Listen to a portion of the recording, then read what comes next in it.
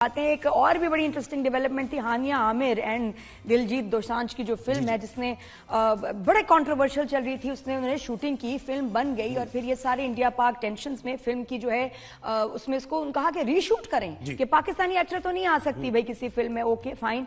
और उसके बाद खामोशी, और अब वो फिल्म रिलीज हो रही है on the 27th of this month with Hania Aamir of Pakistan. कर लो जो करना है। वाह भाई, सिख भाई हैं, प्रोड्यूसर सारे सिख हैं, एक्टर सिख हैं, डरते किसी से नहीं। सिख कम्युनिटी, बिल्कुल सिख कम्युनिटी पहले से ही रेजिस्ट कर रही है ना वहां पर, तो उन्होंने कहा कि ठीक है हमने एक मूवी बनाई है तो फिर आप कौन होते हैं। बिल्कुल, ये देखें तो ये फिल्म रिलीज हो रही है एंड मैं इनकी स्ट्रेटेजी का कहती हूँ कमाल थी कि खामोशी इन्होंने कर दी, कुछ नहीं बोला, और उसके बाद सबको यही लगा कि Hania has been removed from the film officially.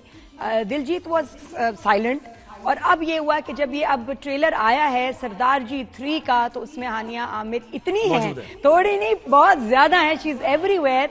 और इंडिया में बायकॉट दिलजीत दोसांझ जो उनका सबसे बड़ा स्टार है, he is right now the biggest Indian star, उसके पीछे पड़ गए, देशद्रोही है, ट्रेटर है, और बहुत स्ट्रॉन्ग रिएक्शन आ रहा है। बट जो मर्जी कर लें, फिल्म विल रिलीज, और मेरी बड़ी ख्वाहिश है कि ये पाकिस्तान में भी रिलीज हो। जी, तो ये जनाब ये बात हो गई, इस पर हम मजीद भी आगे चलकर बात करेंगे। एक हॉकी की भी कुछ बात करेंगे, वह नेशी और उसमें नेशंस कप में फाइनल में हार गया 6-2 से पाकिस्तान, लेकिन पाकिस्तान ने पूरा टूर्नामेंट बहुत अच्छा खेला, सेमीफाइनल में फ्रांस को उन्होंने शिकस्त दी। तो इसकी भी हम थोड़ी सी नेशनल हॉकी अपने खेल की बात करेंगे। Welcome to rise and shine only on 365 news. Zuhaib Hasan, Nadia Khan, रोज की तरह हम आज भी आपके सामने हैं, वीकेंड के बाद आए हैं। मंडे टू फ्राइडे लाइव हमारा शो होता है 365 पे 9 to 11 and what a weekend. I must say कि खौफनाक न्यूज से भरा हुआ, अच्छी बुरी खबरें। आप शो हमारा देखते हैं और शो पे आपको अपडेट्स भी मिलती हैं, लेकिन होता ही है कि जब 2 दिन हमें ऑफ मिलता है तो अब आजकल तो ये हो रहा है कि 2 दिन बहुत बड़ी पेशरफ्त हो जाती है,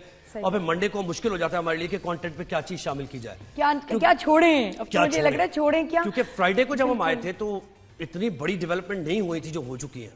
ऑनेस्टली ये अगर देखा जाए कि बहुत ही हिस्टोरिकल एक वीकेंड ये टाइम रहा है, बहुत डिस्टर्बिंग, और दुनिया बिल्कुल वैसी नहीं है जैसे कि जिस तरह हम उसको जानते थे।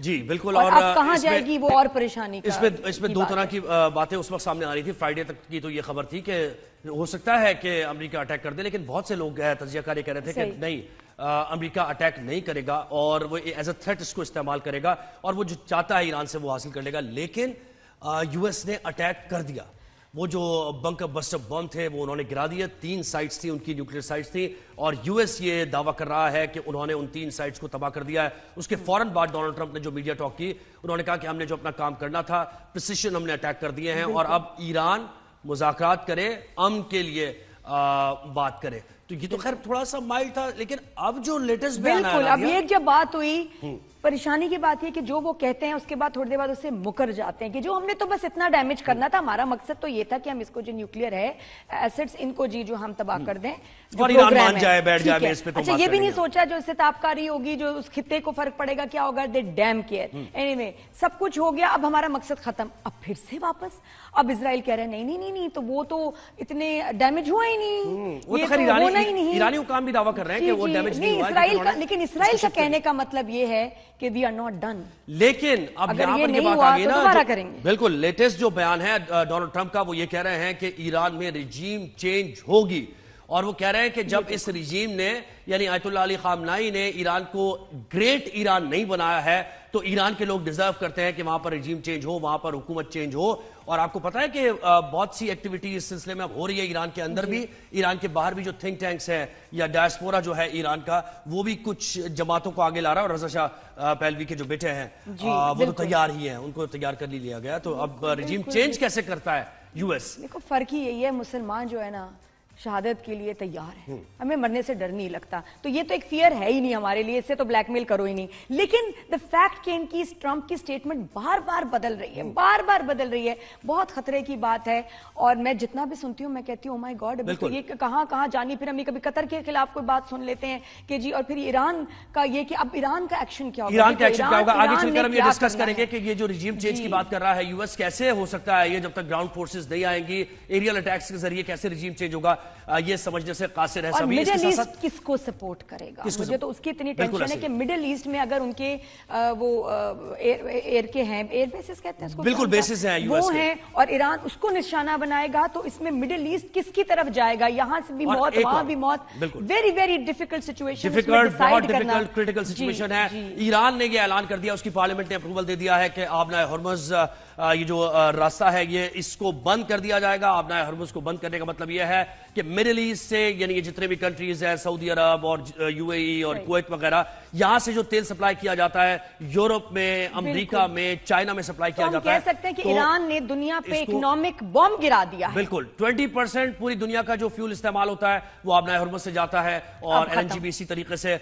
जापान के बारे में बताया जा रहा है कि 70% जो अपना फ्यूल है वो यहीं से जापान का भी आता है। फिर इसके साथ साथ जनूबी कोरिया है, और चाइना का 50% जो चाइना यानी प्रोडक्शन कर रहा है उसमें फ्यूल इस्तेमाल कर रहा है, तो 50% फ्यूल उसी आबनाए हर्मुज से जरूरी है भाई। हमने देख लिया यूनाइटेड नेशन वगैरह सब तो इज अ जोक, ये तो सब हो गया फेल। हाँ, लेकिन आप दूसरे ममालिक पे प्रेशर डालें इकोनॉमिकली तो शायद इनको तकलीफ हो, शायद ये कुछ कर सकें, लेकिन बोलने से, कंडेम करने से अब ये इसका कोई फायदा नहीं। मैं तो सच्ची, मैंने तो अब ये सारी जिंदगी सुनती आ रही थी, यूएन फला ये करते हैं, ये समिट में होता है, सब बकवास है, कोई कुछ नहीं करता। जिसने जिसको भी तबाह करना हो, जिस मुल्क को कर सकता है। अभी भी जो इजलास हुआ है इसमें सिर्फ मजम्मत ही की गई है, और न्यूयॉर्क टाइम्स और खास तौर पे फलस्तीन and America can ruin anyone, किसी को बॉम्ब कर दें, वजह हो या ना हो, तो इन तंजीमों का कोई फायदा नहीं है, ये waste of money and time. बिल्कुल ऐसे ही है। तो न्यूयॉर्क टाइम्स ये रिपोर्ट कर रहा है, बड़ी इंपॉर्टेंट खबर उन्होंने दी है, उनके जराये से अमरीकी ओहदेदार के जरिए उन्होंने खबर दी है कि अब ईरान ने जो कहा था कि अगर हमारे ऊपर यूएस अटैक करता है तो हम यूएस के बेसिस पर अटैक करेंगे, तो उन्होंने कहा है कि उनकी जो प्रॉक्सीज वहां पर काम कर रही हैं, या फिर ईरान के अपनी तरफ से भी यूएस की बेसिस पर हमला होगा, और इसको लेकर उर्दन, इराक और दीगर जो कुवैत वगैरह जहां पर बेसिस है, शाम, यहां पर अब हाई सिक्योरिटी हो गई है, और इन ममालिक ने भी इस जंग के खतरे के पेश नजर इकदाम करना शुरू कर दिए हैं। ये ममालिक अपने आप को ना हमेशा सेपरेट कर लेते थे। ये बड़े दुख की बात है कि ये मिडिल ईस्ट के ममालिक ये करते हैं कि अपने आप को कट ऑफ कर लेंगे, आइसोलेट कर, हमारा मसला नहीं है, आपका मसला है। अब ये सबका मसला, इस खित्ते का मसला है, ये बात समझने की है, और ईरान ने सबको एहसास दिला दिया है कि ये सबका मसला है, और सब पे करेंगे इसका। अगर वहां से अटैक होता है, वी विल ऑल पे फॉर इट, और अब उनको तकलीफ होनी है, और अब जो एक्शन होना है, बिल्कुल एक्शन होना है। और एक और चीज आपको बता दें जो तशवीश की बात हमारे लिए, सबके लिए, पूरी दुनिया के लिए है कि इन्फ्लेशन से आपको अब तैयार रहना चाहिए कि महंगाई का एक तूफान आने वाला है, क्योंकि फी बैरल जो डॉलर की जो प्राइस है पेट्रोल की, वो 60 पे थी जब ये जंग के माहौल बना था, और अब $80 फी बैरल हो गई है ये कीमत। और $80 फी बैरल का मतलब ये है कि पेट्रोल की कीमत में 38 से 40 रुपए इजाफा होगा। अगर ये 80 से मजीद आगे जाती है, $90 पे जाती है, तो फिर पेट्रोल की कीमत में 55 से 100 रुपए तक का इजाफा हो सकता है। तो तैयार हो जाए, दुनिया इसके असरात अब झेलेगी। तो इस तरह हम ये डिस्कशन करते रहेंगे, बहुत सारी